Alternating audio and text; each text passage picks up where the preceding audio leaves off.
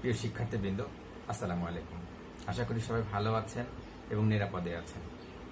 আপনাদের সাথে আছি আমি শাহ হাদিউজ্জামান, প্রভাষক, রাষ্ট্রবিজ্ঞান বিভাগ, ঢাকা স্টেট কলেজ। গত ভিডিওতে আমরা দেখানোর চেষ্টা করেছিলাম ডিগ্রি পাস প্রথম বর্ষের রাষ্ট্রবিজ্ঞান প্রথম পত্রের চূড়ান্ত সাজেশন। আজকে দেখার চেষ্টা করব দ্বিতীয় পত্রের চূড়ান্ত সাজেশন সম্পর্কে। ইতিমধ্যে আপনারা ধারণা পেয়েছেন কোন টাইপের কোশ্চেন আসে। তারপরেও আমি আরো একটু বলছি, আপনাদের 3টা ক্যাটাগরিতে প্রশ্ন হয়: অতি সংক্ষিপ্ত প্রশ্ন, সংক্ষিপ্ত প্রশ্ন এবং রচনামূলক অংশ। মোট 80 নম্বরের পরীক্ষা হয়, বাকি 20 নম্বর ইনকোর্স পরীক্ষা। আপনাদের গত ক্লাসে আমরা প্রথম পত্রের কিছু কোশ্চেন আলোচনা করেছিলাম এবং সেই প্রশ্নগুলো কিভাবে লিখতে হবে সেই সম্পর্কে আলোচনা করেছিলাম। আজকে দ্বিতীয় পত্র একটু দেখব। প্রথম পত্রের রচনামূলক অংশে আমরা 10টা প্রশ্নের কথা বলেছিলাম, যে 10টা যদি পড়তে পারেন সেখান থেকে শতভাগ কমন পাওয়ার সম্ভাবনা আছে। আজ আমরা দ্বিতীয় পত্র সাজেশনটা একটু দেখছি। দ্বিতীয় পত্রের প্রথমে রচনামূলক যে অংশ আছে সেই রচনামূলক অংশ প্রশ্ন সম্পর্কে আলোচনা করব। কোন কোন প্রশ্ন পড়বেন এবং কিভাবে লিখবেন সেই বিষয়গুলো দেখার চেষ্টা করব। হাতের পাশে খাতা কলম থাকলে অবশ্যই সাথে রাখবেন। দ্বিতীয় পত্রের প্রথম যে প্রশ্নটি আমরা পড়ব সেটা হচ্ছে, একটি উত্তম সংবিধানের বৈশিষ্ট্য আলোচনা করো। আমি আবার বলছি, 1 নাম্বার, একটি উত্তম সংবিধানের বৈশিষ্ট্য আলোচনা করো। এই প্রশ্নটি যখন লিখবেন তখন একটা উত্তম সংবিধান সম্পর্কে ধারণা দেওয়ার চেষ্টা করবেন। সংবিধানটা আসলে কি? সংবিধানটা কি আমরা জানি। সংবিধান হচ্ছে রাষ্ট্র পরিচালনার মূলনীতি। Constitution is the way of life the state has chosen for itself, বলেছেন অ্যারিস্টটল। অর্থাৎ সংবিধান হচ্ছে এমন একটা জিনিস যেটা রাষ্ট্র তার নিজের প্রয়োজনেই বেছে নিয়েছেন। এই সংবিধান কি সেই সম্পর্কে একটু ধারণা দিবেন এবং সংবিধানকে কেন উত্তম বলবো, কোন কোন ক্রাইটেরিয়ার ভিতরে আসলে সেই সংবিধানটা উত্তম হতে পারে সেই বিষয়গুলো এটার ভিতরে আলোচনা করবেন। সর্বনিম্ন এখানে 12 থেকে 13টা পয়েন্ট লিখবেন। যারা পয়েন্ট আকারে লিখতে চান 12 থেকে 13টা পয়েন্ট লিখবেন, আর যারা আরো বেশি ভালো করতে চান পয়েন্ট বাড়াতে পারবেন। তবে অবশ্যই গ্রহণযোগ্য এবং আপনার সুচিন্তিত যে মতবাদ রয়েছে সেইভাবে লিখবেন। এরপর 2 নাম্বার যে প্রশ্নটা আমাদের পড়তে হবে সেটা হচ্ছে, গণতন্ত্রের সাফল্যের শর্তাবলী আলোচনা করো। আমি আবার বলছি, গণতন্ত্রের সাফল্যের শর্তাবলী আলোচনা করো। এই প্রশ্নটা যদি আসে তাহলে আপনাকে উপস্থাপনা বা ভূমিকায় গণতন্ত্র কি সেই সম্পর্কে একটু ধারণা দিতে হবে, তাহলে স্ট্যান্ডার্ড হবে। এরপর এই গণতন্ত্রটা কি যখন ধারণা দিলেন, সেই গণতন্ত্রকে সফল করার জন্য কি কি দরকার সেই বিষয়গুলো স্পষ্ট করে লিখতে হবে। আমরা জানি বর্তমান বিশ্ব ব্যবস্থাতে বিভিন্ন দেশে বিভিন্ন ধরনের শাসন ব্যবস্থা রয়েছে। কোথাও গণতন্ত্র রয়েছে, কোথাও রাজতন্ত্র রয়েছে, কোথাও স্বৈরতন্ত্র রয়েছে, কোথাও আবার উত্তরাধিকার সূত্রে যে শাসন ব্যবস্থা অর্থাৎ রাজতন্ত্র সেটাও রয়েছে। সুতরাং এই যে এক এক দেশের এক এক শাসন ব্যবস্থা আছে, এই সকল শাসন ব্যবস্থার ভিতরে তৃতীয় বিশ্বের যে দেশগুলো রয়েছে অর্থাৎ উন্নয়নশীল যে দেশগুলো রয়েছে, সেই উন্নয়নশীল দেশের কার্যকরী এবং গ্রহণযোগ্য শাসন ব্যবস্থা হিসেবে আমরা গণতন্ত্রকে মূল্যায়ন করে থাকি। সেই গণতন্ত্র কেন সফল হচ্ছে না, সেই বাধাগুলো অতিক্রম করে কিভাবে গণতন্ত্রকে সফল করা যাবে সেই বিষয়গুলো আপনাকে লিখতে হবে। মনে রাখবেন, রচনামূলক অংশের নাম্বার হচ্ছে 10। 5টা কোশ্চেন, 5 গুণ 10 50। সুতরাং 10 নম্বরের প্রশ্ন যখন আপনি লিখবেন তখন অবশ্যই আপনাকে সর্বনিম্ন 12টা পয়েন্ট লিখতেই হবে। এরপরে যত বেশি লিখতে পারবেন তত বেশি স্ট্যান্ডার্ড হিসেবে ধরে নেওয়া হবে। তবে অবশ্যই আগেও যেটা বলেছি, যুক্তিসঙ্গত এবং সুচিন্তিত মতামত যেটা আছে সেটা দিতে হবে। 3 নাম্বার যে রচনামূলক প্রশ্ন পড়বেন রাষ্ট্রবিজ্ঞান দ্বিতীয় পত্রের, সেটা হচ্ছে যুক্তরাষ্ট্রীয় সরকারের সাফল্যের শর্তাবলী।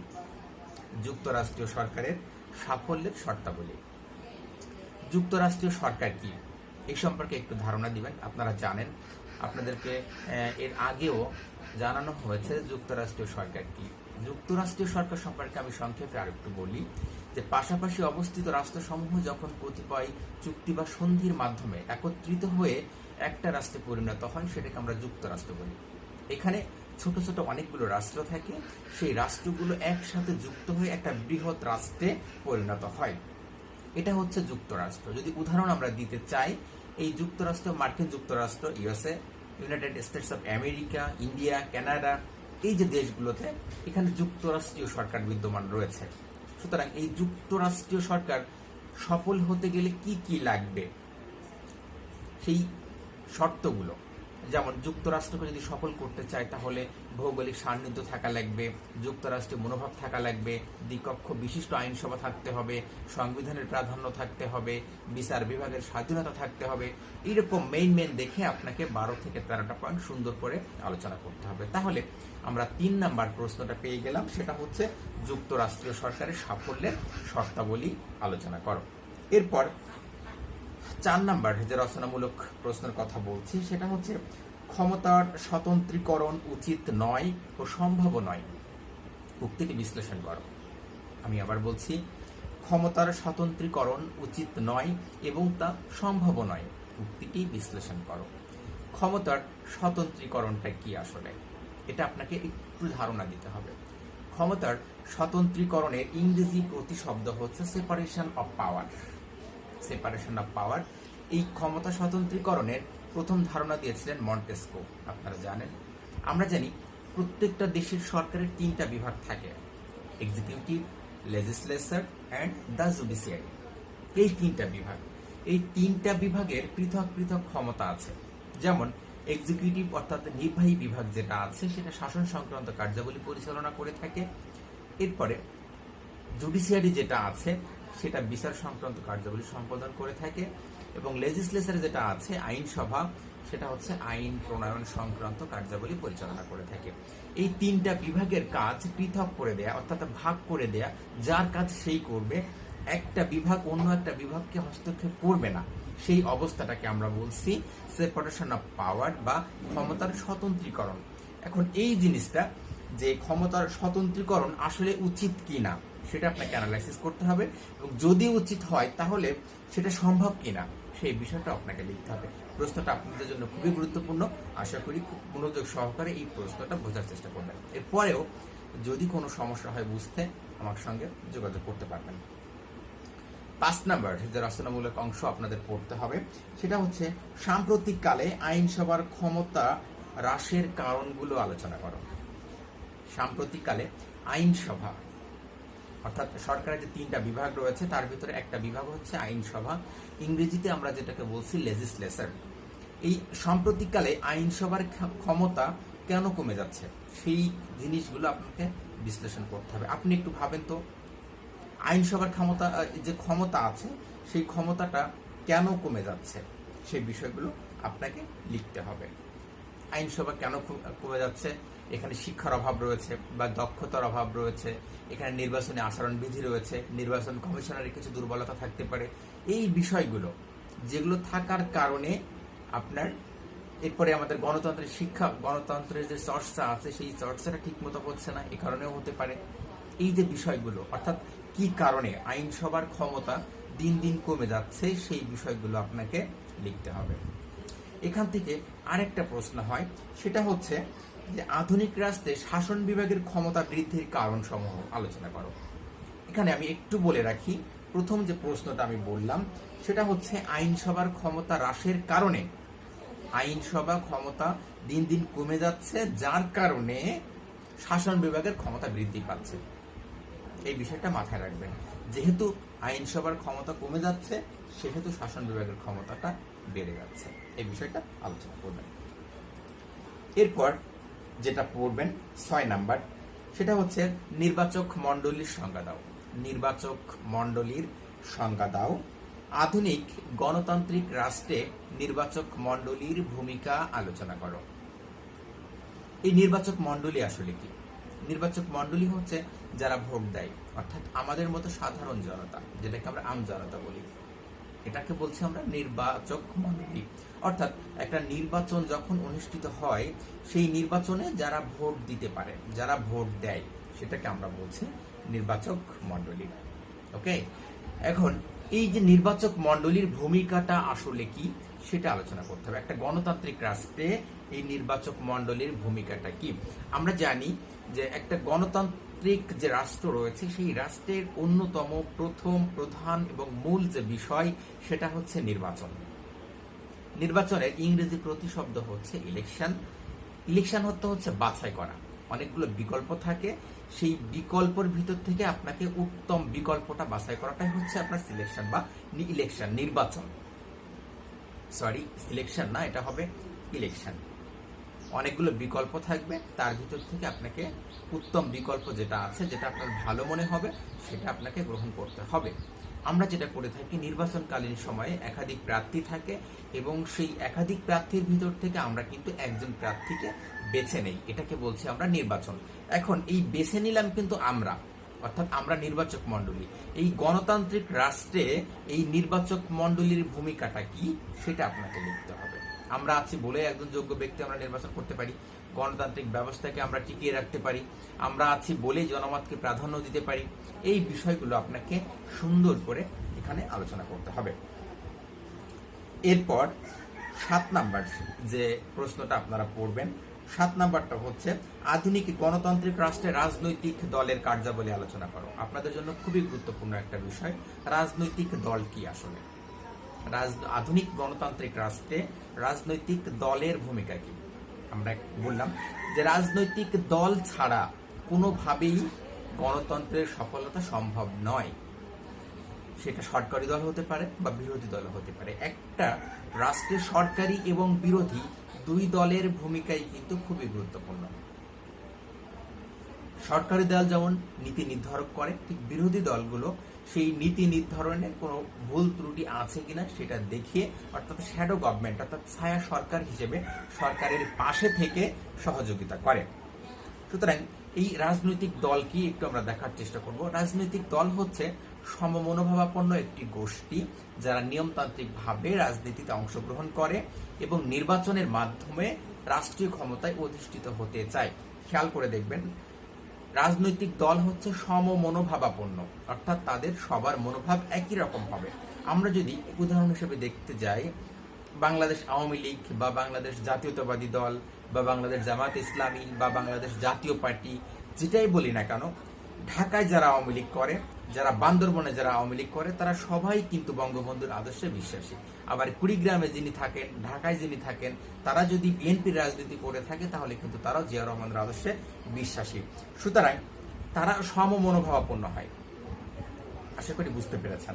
এই গণতন্ত্রকে টিকিয়ে রাখার জন্য বা গণতন্ত্রকে সফল করার জন্য এই রাজনৈতিক দলের ভূমিকাটা কি সেটা লিখবেন।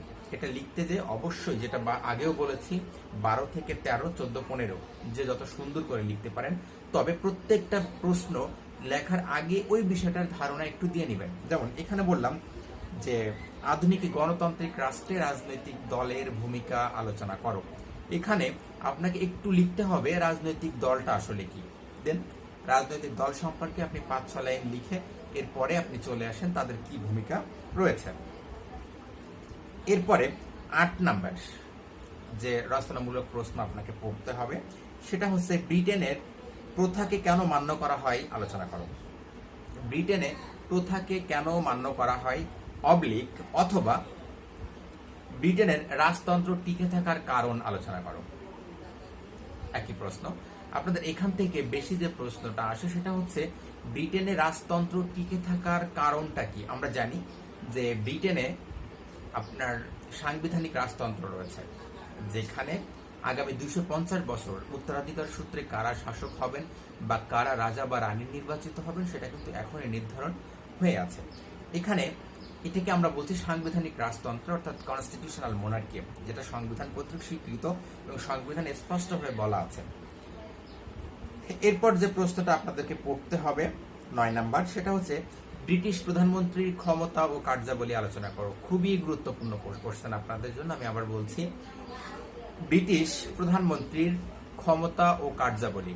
আমরা জানি যে ব্রিটেনে নামমাত্র রাজা বা রানী প্রধান থাকেন এবং যিনি প্রধানমন্ত্রী থাকেন তিনি রাজা বা রানীর নামে শাসন ব্যবস্থা পরিচালনা করে থাকেন। বাস্তবে আপনার রাজা বা রানী সাংবিধানিক পদ হিসেবে তারা থাকেন, কিন্তু প্রধানমন্ত্রী ওনাদের নামে যাবতীয় কার্যাবলী পরিচালনা করে থাকেন। আর এখানে সরকার প্রধান হচ্ছে প্রধানমন্ত্রী। সুতরাং এই সরকার প্রধান প্রধানমন্ত্রীর কার্যাবলীগুলো কি, অর্থাৎ তার কি কি ক্ষমতা আছে, কি কি কার্যাবলীগুলো সম্পাদন করে ব্রিটেনের প্রধানমন্ত্রী, সেই বিষয়গুলো আপনাকে স্পষ্টভাবে আলোচনা করতে হবে। এরপর যে বিষয়টা আপনার আলোচনা করতে হবে সেটা হচ্ছে মার্কিন যুক্তরাষ্ট্রের রাষ্ট্রপতির ক্ষমতা ও কার্যাবলী আলোচনা করুন। মার্কিন যুক্তরাষ্ট্রের, অর্থাৎ এটা 10 নম্বর প্রশ্ন, মার্কিন যুক্তরাষ্ট্রের রাষ্ট্রপতি তার ক্ষমতা এবং কার্যাবলী আলোচনা করুন। এখানে মার্কিন যুক্তরাষ্ট্র হচ্ছে রাষ্ট্রপতি শাসিত সরকার ব্যবস্থা, আর ব্রিটেনে হচ্ছে প্রধানমন্ত্রী শাসিত সরকার ব্যবস্থা। ব্রিটেনে যিনি সরকার ব্যবস্থার প্রধান তিনি হচ্ছেন প্রধানমন্ত্রী, আর মার্কিন যুক্তরাষ্ট্রে যিনি সরকার প্রধান এবং রাষ্ট্রপ্রধান তিনি হচ্ছেন রাষ্ট্রপতি। যদি একটু বুদ্ধি খাটাতে পারেন প্যারালাল অ্যান্সার করতে পারবেন। অর্থাৎ দুই দেশের এখানকার প্রধানমন্ত্রী ওখানকার রাষ্ট্রপতি প্রায় একই ধরনের, আবার বলছি প্রায় একই ধরনের ক্ষমতার চর্চা করে থাকেন। সুতরাং মার্কিন যুক্তরাষ্ট্রের রাষ্ট্রপতির ক্ষমতা ও কার্যাবলী আলোচনা করো, এই বিষয়টা আপনাদের পড়তে হবে। 11 নাম্বার যেটা পড়বেন সেটা হচ্ছে মার্কিন সিনেট। মার্কিন সিনেট পৃথিবীর সর্বাপেক্ষা শক্তিশালী দ্বিতীয় কক্ষ আলোচনা করো। আপনারা জানেন মার্কিন যুক্তরাষ্ট্র এটা একটা যুক্তরাষ্ট্র এবং এখানকার আইনসভা দ্বিকক্ষ বিশিষ্ট আইনসভা। এখানে উচ্চকক্ষের নাম হচ্ছে সিনেট, এটা হচ্ছে আপার হাউস, এবং এর যেটা লোয়ার হাউস রয়েছে অর্থাৎ নিম্ন কক্ষ সেটা হচ্ছে হাউস অফ রিপ্রেজেন্টেটিভ। আমি আবার বলছি মার্কিন যুক্তরাষ্ট্রের যে পার্লামেন্টে রয়েছে তার নাম হচ্ছে কংগ্রেস। এই কংগ্রেস দ্বিকক্ষ বিশিষ্ট, একটা হচ্ছে সিনেট আর একটা হচ্ছে দ্য হাউস অফ রিপ্রেজেন্টেটিভ। সিনেটের সদস্য সংখ্যা 100 জন এবং হাউস অফ রিপ্রেজেন্টেটিভের সংখ্যা হচ্ছে 538 জন। ঠিক আছে, এখন এই মার্কিন যুক্তরাষ্ট্রের এই যে সিনেট, এই সিনেটটা হচ্ছে সর্বাপেক্ষা শক্তিশালী দ্বিতীয় কক্ষ, এটা আপনাকে আলোচনা করতে হবে। এরপরে লাস্ট এবং 12 নম্বর যে কোশ্চেনটা আপনাকে পড়তে হবে সেটা হচ্ছে বিচার বিভাগীয় পর্যালোচনা কি। খুবই গুরুত্বপূর্ণ প্রশ্ন আপনাদের জন্য। বিচার বিভাগীয় পর্যালোচনা কি? মার্কিন সুপ্রিম কোর্টের বিচার বিভাগীয় পর্যালোচনা ক্ষমতা আলোচনা করো। বিচার বিভাগীয় পর্যালোচনা কি? মার্কিন যুক্তরাষ্ট্রের বিচার বিভাগীয় পর্যালোচনা সম্পর্কে আলোচনা করো। এই 12টা প্রশ্ন যদি আপনি সঠিকভাবে উত্তর করতে, যদি প্রিপারেশন নিয়ে থাকেন, এখান থেকে 8টা কোশ্চেন পড়বে এবং সেখান থেকে আপনি শতভাগ কোশ্চেন উত্তর করতে পারবেন ইনশাআল্লাহ। আমি একটু বলি, এখানে বিচার বিভাগীয় পর্যালোচনা যেটা আছে সেই সম্পর্কে আমি একটু ধারণা দেই। বিচার বিভাগীয় পর্যালোচনা হচ্ছে মার্কিন সংবিধানের এমন একটা ক্ষমতা যেটা থাকার কারণে মার্কিন যে বিচার বিভাগ আছে সেই বিচার বিভাগের কোনো রায়কে চ্যালেঞ্জ করতে পারে, অর্থাৎ অবৈধ ঘোষণা করতে পারে। এই যে ক্ষমতা সেটা হচ্ছে আপনার বিচার বিভাগীয় পর্যালোচনা। এটার জন্য আমি আলাদা একটা ক্লাস আপনাদেরকে দিব। এরপরে আসি সংক্ষিপ্ত প্রশ্ন, রাষ্ট্রবিজ্ঞান দ্বিতীয় পত্রের সংক্ষিপ্ত প্রশ্ন। এখানে আমি 13টা প্রশ্ন আপনাদের জন্য বাছাই করে রেখেছি। এই 13টা কোশ্চেনই আপনাদেরকে পড়তে হবে। 1 নাম্বার, সংবিধান কি? এই সংক্ষিপ্ত প্রশ্নের নাম্বার হচ্ছে 4 নাম্বার, 5টা লিখতে হবে 20।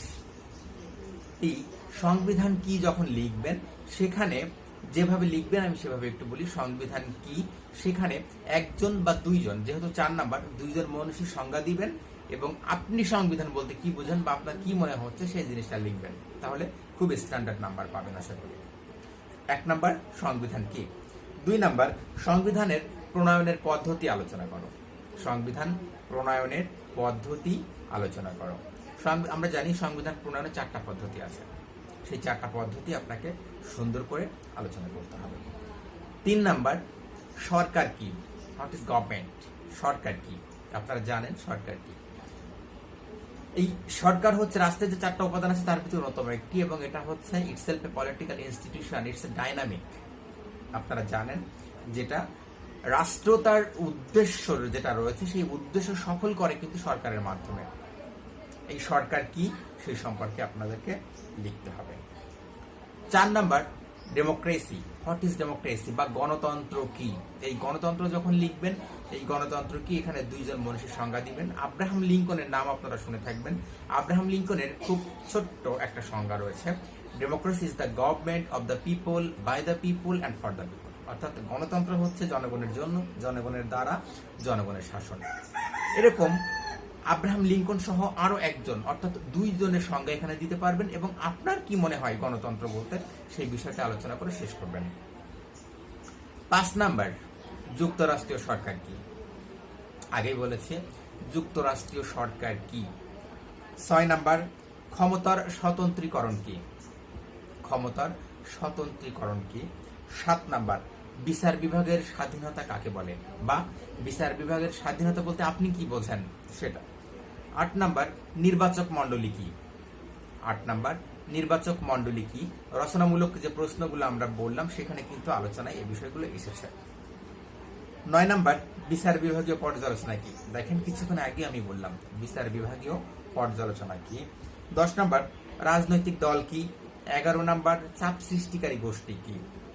একটু বলি চাপ সৃষ্টিকারী গোষ্ঠীটা কি। চাপ সৃষ্টিকারী গোষ্ঠীর ইংরেজিতে বলি এটাকে প্রেসার গ্রুপ। এটা এমন একটা গোষ্ঠী যারা রাজনীতি করে না, সামনে থেকে রাজনীতি করে না, কিন্তু আবার কি করে, সরকার যে পলিসিগুলো ইমপ্লিমেন্ট করতে চায় অর্থাৎ সরকার যে নীতি নির্ধারণ করতে চায় সেই নীতির উপর তারা প্রভাব বিস্তার করে। অর্থাৎ যদি সংক্ষেপে বলতে চায় তাহলে চাপ সৃষ্টিকারী গোষ্ঠী এমন একটা গোষ্ঠী যারা সরাসরি রাজনীতিতে আসে না কিন্তু সরকারের সিদ্ধান্তকে প্রভাবিত করে। যদি উদাহরণ দিতে যাই, বিজিএমইএ, বিকেএমইএ, এফবিসিসিআই এই প্রতিষ্ঠানগুলো কিন্তু সরাসরি রাজনীতি করে না, কিন্তু সরকার যখন কোনো পলিসি ইমপ্লিমেন্ট করতে যায় তার উপরে কিন্তু তারা প্রভাব বিস্তার করে থাকে। 12 নাম্বার, প্রথা কি? What is custom? প্রথা কি? 13 নাম্বার এবং সর্বশেষ যে প্রশ্নটা সংক্ষিপ্ত সেটা হচ্ছে নিয়ন্ত্রণ ও ভারসাম্য নীতি কি? এটাকে ইংরেজিতে বলে চেকস এন্ড ব্যালেন্স। নিয়ন্ত্রণ ও ভারসাম্য নীতি কি? এই 13টা প্রশ্ন আপনাদেরকে পড়তে হবে। এত সময় যে বিষয়গুলো নিয়ে আমরা আলোচনা করলাম, রাষ্ট্রবিজ্ঞান 2য় পত্রের রচনামূলক অংশ এবং সংক্ষিপ্ত অংশ, এই বিষয়গুলো খুব সুন্দরভাবে প্রস্তুতি নেবেন, আশা করি খুবই ভালো পরীক্ষা দিতে পারবেন।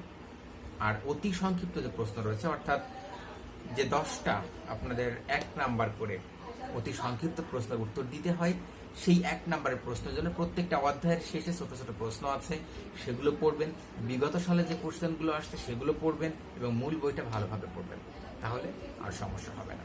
এত সময় যে বিষয়গুলো আলোচনা করলাম এর ভিতরে কোনো একটা বিষয় যদি বুঝতে সমস্যা হয় এই ভিডিওর যে কমেন্টস সেকশন রয়েছে সেখানে জানাতে পারবেন বা সরাসরি আমার সঙ্গে যোগাযোগ করতে পারবেন। টিল দেন সবাই ভালো থাকবেন। আল্লাহ হাফেজ।